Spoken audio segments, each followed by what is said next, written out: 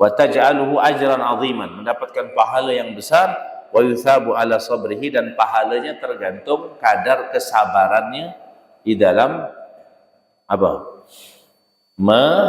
Di dalam menghadapi penyakit itu. Bahkan dikatakan waqad yatamanna ahlul afiyah ay yakunu makanahu yaumal qiyamah. Nanti di hari kiamat, orang-orang yang di dunia ini jarang dapat ujian nih, jarang sakit, jarang dapat ujian.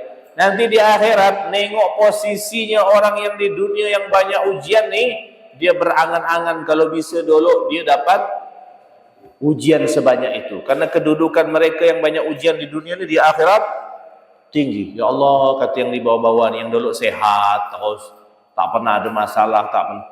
Andaikan dulu aku banyak ujian sehingga kedudukan aku tinggi di akhirat. Jadi biar kita ngerubah cara pikir kita. Kata Nabi Muhammad SAW, ma yusibul muslim min nasabin wala usabin wala hammin wala hazanin wala adan wala ghammin hatta syaukat yushakuha illa kafarallahu biha min khata.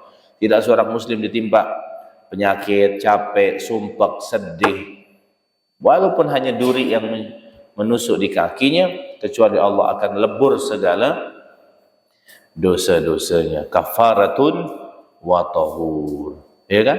Bahkan kalau orang ada riwayat tu demam panas tu, kata Nabi Muhammad, panas itu tu panas dari uapan neraka Jahannam.